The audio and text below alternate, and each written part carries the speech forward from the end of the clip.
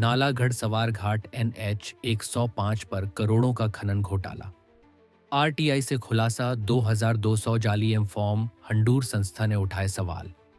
नालागढ़ उपमंडल के पंजेरा में हंडूर पर्यावरण संस्था के अध्यक्ष मोहन शर्मा ने एक प्रेस वार्ता आयोजित कर नेशनल हाईवे 105 नालागढ़ सवार घाट पर करोड़ों रुपए के खनन घोटाले का सनसनीखेज खुलासा किया। RTI के माध्यम से प्राप्त जानकारी के अनुसार सड़क निर्माण के नाम पर 2200 से अधिक जाली एम-फॉर्म माइनिंग फॉर्म जारी किए गए, जिनके बिल NHAI की वेबसाइट पर एंटर करने पर एरर आता है। शर्मा ने आरोप लगाया कि ठेकेदारों और NHAI अधिकारियों की मिलीभगत से सरकारी धन की लूट हुई है। उन्होंने चेतावनी दी कि यदि जल्द कार्रवाई न हुई तो संस्था पुलिस में FIR दर्ज कराएगी और हाई कोर्ट का दरवाजा खटखटाएगी। मोहन शर्मा ने कहा, NH 105 पर सड़क निर्माण के नाम पर अवैध खनन का खेल चल रहा है। RTI से पता चला कि 2200 एम-फॉर्म जाली हैं, जो ठेकेदारों को फायदा पहुंचाने के लिए बनाए गए। इससे सरकारी खजाने को करोड़ों का चूना लगाया गया।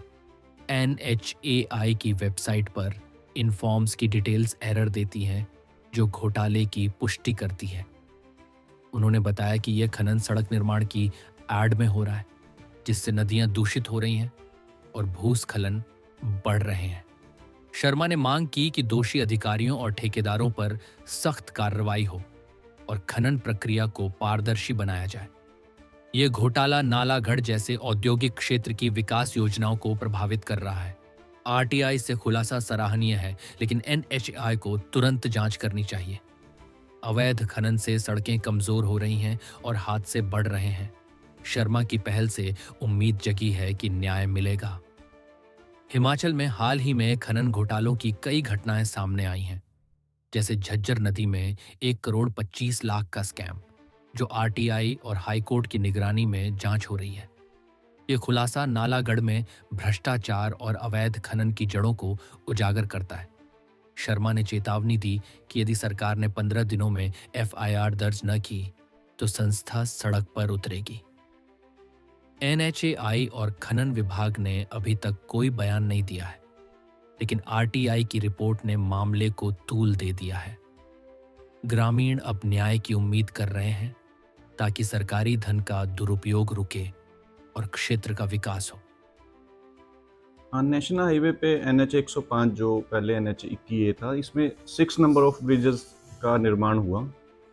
हमने इस निर्माण के ऊपर जब RTI डाली और हमने इसके ट्रांजिट फार्म चेक किए, तो हमने पाया कि इनमें मैक्सिमम जो ट्रांजिट फार्म है वो जाली है, फेक लगाए हुए।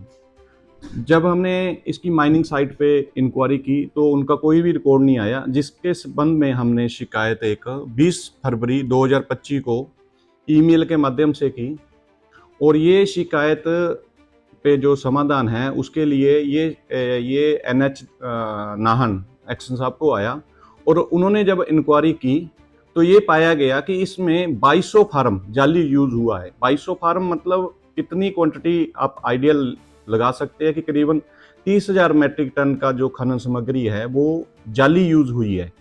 तो हमारा ये इस पे ये मामला था कि इतनी सामग्री आई कहाँ से, और अगर इतनी सामग्री के इन्होंने जाली फार्म लगाए तो जो मौजूदा एक्शन है, SDO है, AE है, JE है और अन्य कर्मचारी जिनकी ड्यूटी थी, उन्होंने इनको ये भुगतान क्यों किया इन जाली फार्मों के संबंध में। काफ़ी समय से अप्रैल में इसकी इंक्वायरी पूरी हो गई थी। उन्होंने 2200 समथिंग फार्म को जाली होना की, जिसका माइनिंग साइट पे कोई प्रूफ नहीं है, होना का मतलब यही है कि वो जाली है, तो उसके बाद अभी तक तो ये FIR हो जानी चाहिए थी, और इसके लिए रॉयल्टी जो चोरी हुई है रॉयल्टी रिकवर हो जानी चाहिए थी। और इतने 2200 गाड़ी अगर जाली आई है तो कहां से आई? अब एक टिप्पर का 25,000 रुपया मिनिमम माइनिंग एक्ट में ही चालान है, तो ये तो 2200 गाड़ी आ गई, तो आप समझो ये करोड़ों रुपए की धांधली है। और इस पे इमीडिएट काम होना चाहिए और इमीडिएट FIR दर्ज होनी चाहिए। अगर ये FIR डिपार्टमेंट नहीं दर्ज करता है तो मैं इन सब के खिलाफ जल्द SHO नालागढ़ को एक कंप्लेंट दे रहे हैं, अगर उस पे जल्द से जल्द FIR की मांग करेंगे। उन्होंने नकली फार्म दिखा के वहां पे ये दिखा दिया कि हमने ये मटेरियल अपने लीगल सोर्स से खरीदा है, जबकि जब हमने उन माइनिंग फार्म को साइट पे डाला तो उनका नो रिकॉर्ड, मतलब वो जाली क्रिएटेड किए हुए थे। ये तो फोर्जरी है डॉक्यूमेंट के साथ, वो भी किसके साथ? सरकारी दस्तावेज के साथ।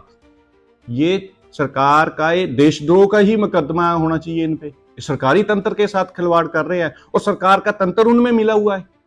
ये एई, ये जेई, ये एसडीओ, ये एक्शन, और जो अकाउंट ऑफिसर था उसने क्यों नहीं देखा इसको?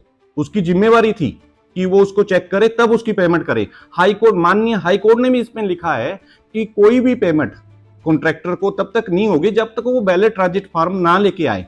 तो मेरा तो ये मैटर है कि 30,000 मैट्रिक टन के फार्म जाली लग गए, मतलब ऑलमोस्ट सारे ही फार्म जाली लगे। सिर्फ 214 फार्म की वैलिडिटी पाई गई है, बाकी सारे ही जाली थे। तो क्यों इस कॉन्ट्रैक्टर को लाभ देने के लिए ऐसा किया गया है? ये तो मामला इनका खुद का था, मेरा तो मामला ही नहीं था। मेरे को तो ये देना पड़ा जब हमने ये पाया गया। हम तो सरकार के साथ चलते हैं, सरकार के साथ, सरकार के बेनिफिट के लिए कार्य कर रहे हैं। अब ये सोचो कि इससे सरकार को 70-72 लाख रुपए की तो रॉयल्टी रिसीव होनी है। उसके बाद इन दोषी लोगों के खिलाफ कार्रवाई होनी है, क्रिमिनल कार्रवाई की जानी चाहिए थी, अभी तक तो हो जानी चाहिए थी। परंतु पता नहीं क्यों SC, NH और ये एक्शन साहब जिसके पास ये इंक्वायरी पेंडिंग है, क्यों उनको बचाने के उसमें लगे हुए हैं? जब उन्होंने अप्रैल में ही ये सारी फॉर्मेलिटी पूरी कर ली है और एक रिपोर्ट दे दी है कि इतने फार्म जाली है, तो अब तक तो कब की FIR बनती है सब लोगों के खिलाफ, ठेकेदार के खिलाफ, जेई के खिलाफ, SDO के खिलाफ, एक्शन के खिलाफ, और जो भी अकाउंट ऑफिसर उन्होंने जिन्होंने इनको पेमेंट ग्रांट की।